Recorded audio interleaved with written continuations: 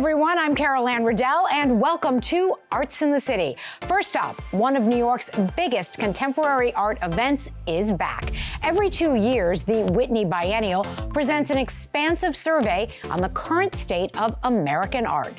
Andrew Falzone takes us on a tour. The Whitney Biennial is back for its 82nd edition, bringing together 56 artists, duos, and collectives from across the country and beyond. And in 2026, the show once again asks a familiar question. What are artists saying about America right now, even some outside its borders? We invited artists from Okinawa, from Iran, Iraq, Vietnam, from Chile, various places who have had histories of U.S. occupation and intervention. Of course, this is the Whitney Museum of American Art. It's a biennial dedicated to American art, so we try to kind of expand that. The biennial has been taking the pulse of the American art scene since 1932, when it debuted as an annual exhibition of new American art in a row house in Greenwich Village. From its first edition onward, this show launched big names and big ideas as a cultural cornerstone of the New York art scene. Today, it remains the longest-running survey of American art, with more than 3,600 artists in its history, all of whom flexing their creative muscle. Longtime New York Magazine art critic Jerry Salz gave us some good advice on making sense of it all. The labels aren't long, meaningless gobbledygook written by pointy-headed, brilliant people that I can never understand, but they read and you can get out. And you go, oh, okay, that's what this person thinks they're doing. And then you can look at it and judge for yourself.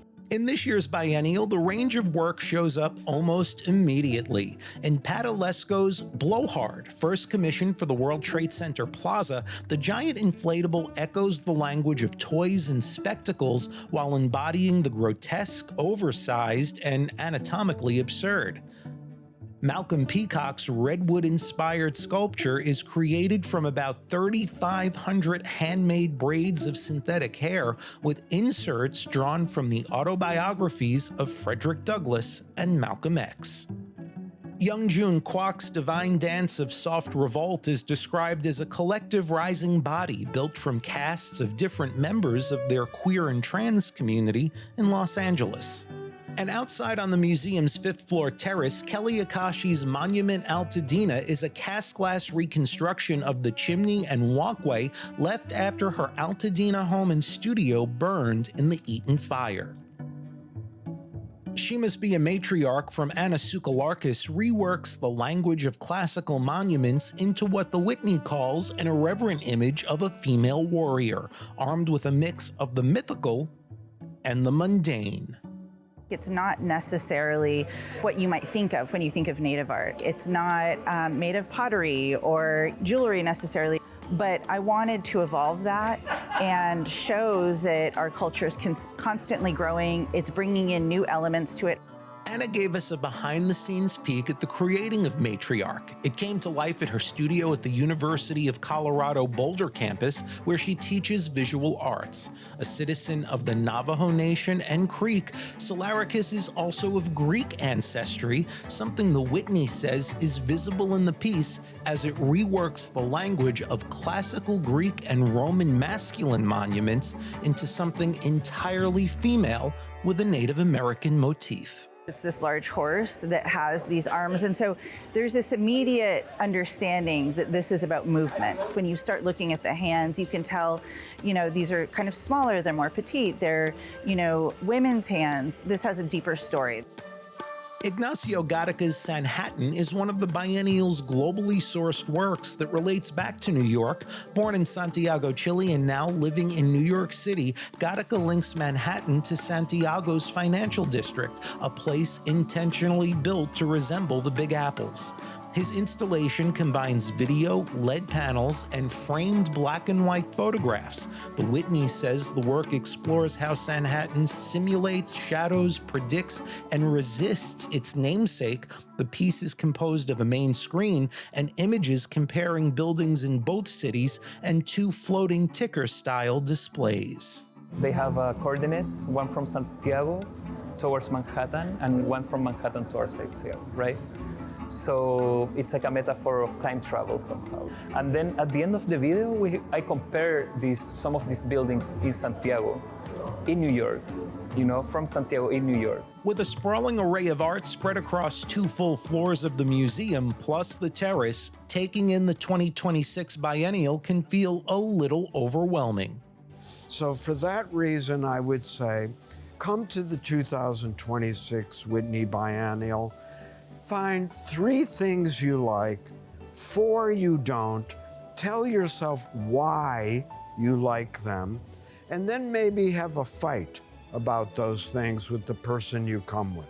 If you want to come check out the biennial at the Whitney Museum of American Art, you have until August 23rd. I'm Andrew Falzone for Arts in the City. Dancer and choreographer Jose Limón pioneered techniques that continue to influence modern dance. The company that carries on his legacy is now celebrating its 80th anniversary. Here's Donna Hanover with more.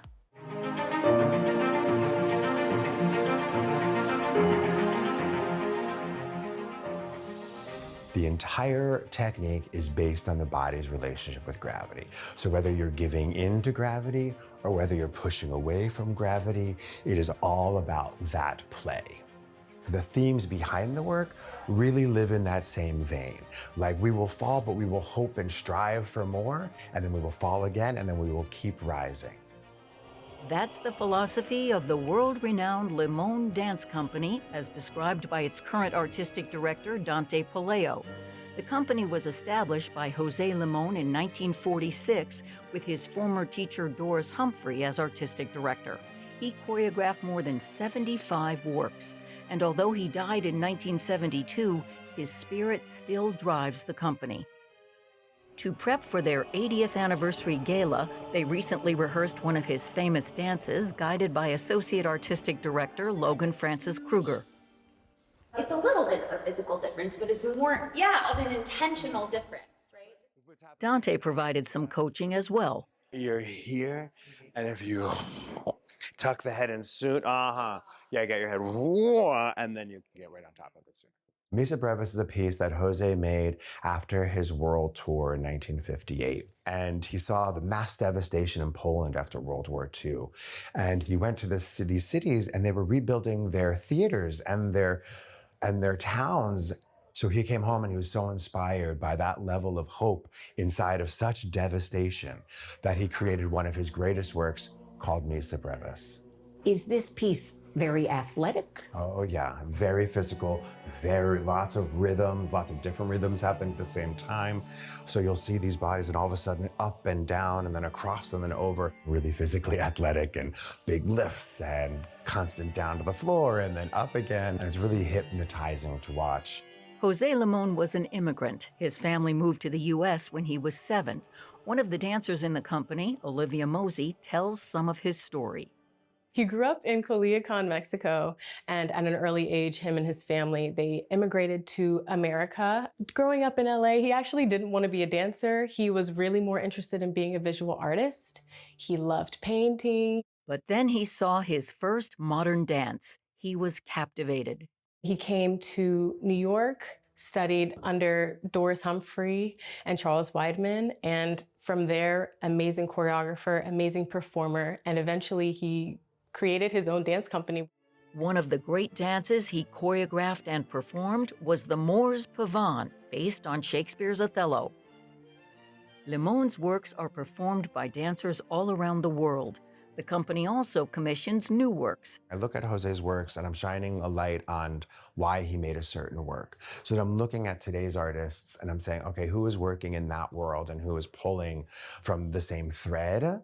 The company also gives classes for dance teachers and up-and-coming performers, and it's never too young to start. So we've got Limón for kids, L for K. What we do is we go into inner city schools. We share a little bit about who Jose was, why he made the works he made. You get a little bit of a physical experience, like a little bit of a technique class. They really want everyone to feel the thrill of doing some modern dance. We also have Limón Outdoors. So every summer, you can catch us at Bryant Park at 10 a.m. on Saturday mornings, and it is for anybody who wants to join. For members of the company, rehearsing Limon's work is a joyful but serious business. We'll go through, clean the works, run them, drill them, lots of running, lots of lunging, lots of huge jumps, big strides, and really the rise and the fall. I just want to think of the intention behind the movement. The company says there are many words associated with the Limón technique, including its humanism, breath, lyricism, musicality, and drama. At its base, it says that movement is a physical expression of the human spirit. It really highlights how us as human, we can be fragile, we can be docile, we can be strong, we can be fearless. And I think that his technique highlights that kind of humanity in all of us, and it brings that out. The company tours often in the U.S. and around the globe, sharing Limon's legacy. Their New York season is usually at the Joyce Theater in the fall. I think being a tall immigrant queer man of color in the 1940s and 50s and 60s, for him to have made the kind of impact he did, says everything about how strong of an individual and how powerful of an artist he was. His work is absolutely transcendent. I'm Donna Hanover for Arts in the City. From modern dance to a dancer's first moves. For 50 years, the National Dance Institute has brought arts education into public schools, empowering children through music and movement. They dance, they jump, they smile, they grow. These fourth graders at PS 130 in Lower Manhattan are part of an in-school program through the National Dance Institute, offered free of charge to thousands of children across the city. How does it work? Teams of 3 teaching artists travel to more than 50 partner schools during the academic day. And that's an important point. We believe that the arts are essential for every child, for every human being. And so embedding it in part of the school day as part of the school curriculum so that it has as much weight, every bit as important as science or math, is an essential message for the school community, but also for each child. As art funding gets cut in the public school systems and across kind of all sectors of the country, we feel like we're able to meet a need by coming in and providing high-quality arts education. Artistic director Kay Gaynor explains the mission is rooted in the organization's history and founder, a grounding principle: talent is everywhere, but opportunity is not. National Dance Institute was founded by Jacques d'Amboise, who was a famous ballet dancer in New York City Ballet in the 40s and 50s. Many say that he was like the first all-American dancer. And he grew up most of his childhood in Washington Heights and really felt very deeply that his life was transformed by the ability to participate in high-quality arts education. And being exposed to artists at the pinnacle of their craft. And so as he was ending his career, he founded NDI, and the mission was to give every child on the planet that same experience. Surrounding them with the best, he used to say, they will become the best, and they begin to understand that the possibilities for their lives are endless. It's an idea this teacher sees in action, the transfer from the stage to the classroom. The kids come back from NDI so excited to learn. They're more focused. They're able to work as teams because of what they're learning in NDI, and they root each other on. NDI also offers advanced dance teams. Exceptionally gifted children receive full scholarships for additional training. There's also the DREAM Project, specialized programs for dancers with and without disabilities. In DREAM, we work particularly in partnerships. So a child with a disability would be partnered with 2 or 3 age-matched peers, and the choreography really highlights that partnership and also the unique qualities and abilities of every child. So that is a program that takes place 2 times a year. It's a week-long workshop. The in-school program at PS 130 is one of NDI's longer partnerships. It goes back 40 years, decades of helping children find their footing, on stage and in life. I like to dance, and NDI helped me to feel free. Sometimes I feel a little bit scared, but sometimes I feel like it's like a good time to express my talent and what I like to do. And I feel like NDI has helped me build confidence and to exercise. The school programs build to a final performance for the community, a chance to show off what is both the big finish and just a beginning. We're breathing the same air when we dance. You know, there's a common heartbeat that is the foundation of the music. And to be in that kind of an environment once a week, and then the audience adds, 500 more heartbeats that are coming together in a moment of stillness and in a moment of movement and in a moment of joy. And that's profound these days.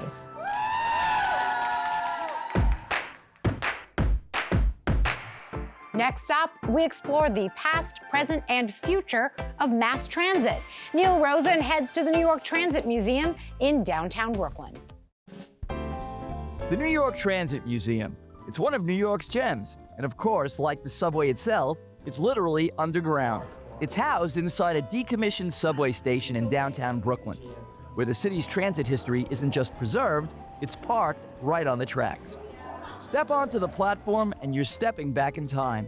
The museum's collection includes vintage subway cars dating as far back as 1904, the dawn of New York's original subway system. Walk through them and you'll see how the daily commuters evolved, from rattan seats and ceiling fans from the early 20th century up to the familiar designs millions ride today. Each car tells its own story of each decade, with different designs and different versions of New York itself.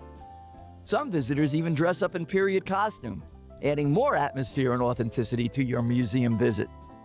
Jody Shapiro is the curator of the New York Transit Museum. Tell me about the different train cars that you have here at the museum. So we have about 20 cars at any one time on the platform, but our fleet is much, much larger than that. We try to have a range of years from the earliest train cars in our system, like this one that we're in right now, which predates the subway. It's an elevated car because that's what was here before the subways existed. We have cars from the 1930s, cars from the 1940s, cars from the 2000s on the platform right now. And at any one time, we have a variety of the entire history of the subway in cars. How did you find the really old subway cars? I mean, who held on to this? Where were they stored? Most of the collection that we have because there were some very dedicated transit employees who realized the historical value and importance of subway cars that were no longer in use, so they figured out ways to save and preserve them and keep them until the museum was established. Are these cars operational? All of them are. You could hook this up to a train and it could actually run? It can, and they do. We take them out several times a year for people to ride on and enjoy. And what makes the New York subway system different than anywhere else?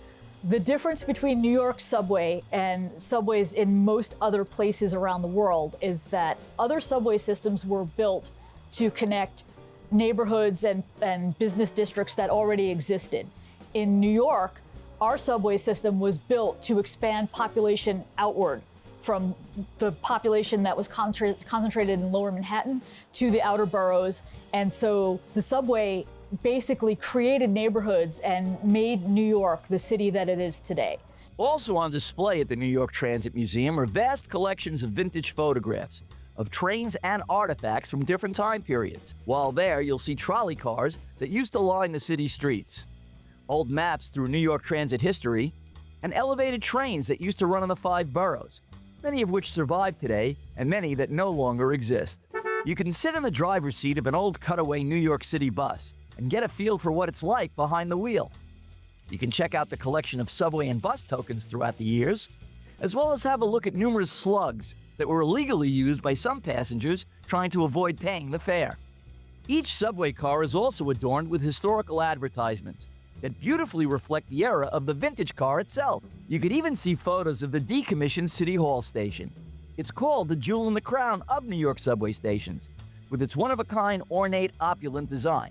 But some lucky museum members get to take a subway ride there and visit it at special times during the year. What is the mission of the New York Transit Museum? The mission of the New York Transit Museum basically is to talk about how important public transportation has been to the growth and thriving of New York City and its people. There's no story that you can tell about New York that doesn't involve transit in some way. When you come to the New York Transit Museum, what you're going to see is an overall picture of New York City's public transportation system from its beginnings in the 1830s up until yesterday. So there's a little something for everybody here, whether you like buses, whether you like trains, whether you just want to know about engineering things, we've got it all here. The New York Transit Museum is located in downtown Brooklyn. They're open on Wednesdays through Sundays from 10 a.m. to 4 p.m. For more information, visit their website at nytransitmuseum.org. For Arts in the City, I'm Neil Rosen. Spring is finally here, and our city's theater scene is already heating up. Patrick Pacheco, host of CUNY TV's Theater, All the Moving Parts, sat down with theater critics and journalists to review some of the season's best new theater. The spring theater season is here, and there's plenty to unpack. From buzzy off-Broadway transfers to the shows driving the conversation. Joining us are Deep Tron of Playbill, Adam Feldman of Time Out New York, and Jesse Green of the New York Times. What are you most looking forward to of the shows, whether we discuss them or not, of the musicals? Deep, let's start with you. Cats. The Jellicle Ball. The Jellicle Ball. I mean, I never thought I would say I'm excited to see a production of Cats, but like, I would go back all 9 of my lives. That is going right on the marquee. We'll go off-Broadway to the off-Broadway musicals. And Mexodus was off-Broadway? Started? Where did it start, Deep? Yeah, it was off down at the Minetta Lane Theater down in the West Village. That's right, as part of the Audible series. Yes. Yo, meet my man Henry. Every day we hurt, so we pray.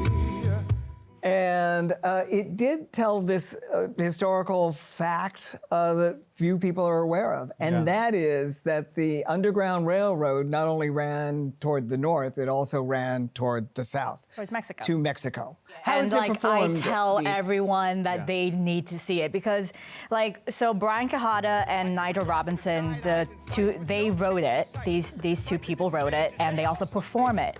And they gave like one of those performances where you watch them and you're like, oh my God, how are these guys not in everything? Because they are so talented. They play multiple instruments. There's no backing band, but it feels like when you're watching it, it's like, how are there not like 10 people like in this orchestra doing it? But no, it's just these two guys creating this narrative and also singing the songs, creating the songs. So it's just like a virtuosic performance. Adam? Well, I'm excited to see Cats again. I'm excited to see Rocky Horror, which is a show that I love. But, you know, I have seen both of those shows before. So I would say maybe something off-Broadway, like Bigfoot is coming, for example. That's like a comic musical with Gray Hansen, who I think is just great. Gray Hansen from Shucked and Elf. I think he's terrific, and he's going to be playing the title cryptozoological mystery character. And I think that has a potential to be fun. I like a sort of an outsider, a quirky, fun. Quirky, bat boyish kind of vibe. And it's totally original. Yeah. I feel certain that this is the first use of cryptozoological on this program. Maybe. And there was the second. Oh my God. Wow. Go figure. We're making cryptozoological happen. Jesse? Well, like Deep, the one I'm actually excited and kind of thrilled to see again is Cats. But God help me for saying it. And but I'm, as an observer of theater, I want to see the entirely new show, The Lost Boys, and I want to see what Michael Arden does. And I would chime in as well, to be boring, and just say Jellicle Ball as well. But I must say that Mexodus. Yes, well, I'm looking forward to seeing something I saw last year and afterwards I was just sobbing in the theater, which really doesn't happen that often, but I was going through some things. It's called Rheology. It's playing at Playwrights Horizons. It's a remount of a show that ran off Broadway in Bushwick. It was so good, and so I'm glad it's coming back. So it's by Shayuk Misha Choudhury, and he wrote it with his mother. And and he's performing it with his mother, and it's about them going through what it will be like when she dies. Wow. And so it's funny, it's touching, and if you are a child and you're going through some things with your parents and their mortality, you will sob in the theater like I did and the person next to me. Wow. Well, one show that I'm really looking forward to is very much on the same themes. It's called You Got Older. It is also a show that made me cry in 2014 when it was playing downtown at Here, I think. It is by Claire Barron, who also wrote Dance Nation and other plays. I loved this play so much. It did make me cry. I'm so glad that it's coming back and people are going to be able to see it. This new revival will star Alia Shawkat from Arrested Development and Search Party, and Peter Friedman from many things on Broadway and off, but also more recently from Succession. So that's something that I saw about 10 years ago, was deeply moved by, and I'm very much interested in seeing it again. Is there a play that made you cry? Pretty much every play makes me cry for one reason or another. I'm looking forward to, as we've discussed, the play that is most likely to make What Hair I Have stand on end, and that's Giant. I really want to see what it feels like being an American Jew who is dealing with these very issues uncomfortably and unhappily. What happens in the theater? We don't usually get things that are that of this second, and I want to feel it, and I want to see what it does to people and what the talk is. My hair will be standing on end with you in the theater because I share that. I can hardly wait to see this play, written by an English Jew, I believe. Yes. I'm looking forward to so many of the things that we discussed. Yeah, the best play category will be competitive this year. For more from our conversation, be sure to watch the full episode of Theater All the Moving Parts, airing the second and fourth Fridays of each month on CUNY TV and on YouTube. I'm Patrick Pacheco. That is our show for today. Thanks so much for joining us. A quick reminder to check us out on social media. We'd love to hear from you. I'm Anne Riddell. We'll see you next time on Arts in the City.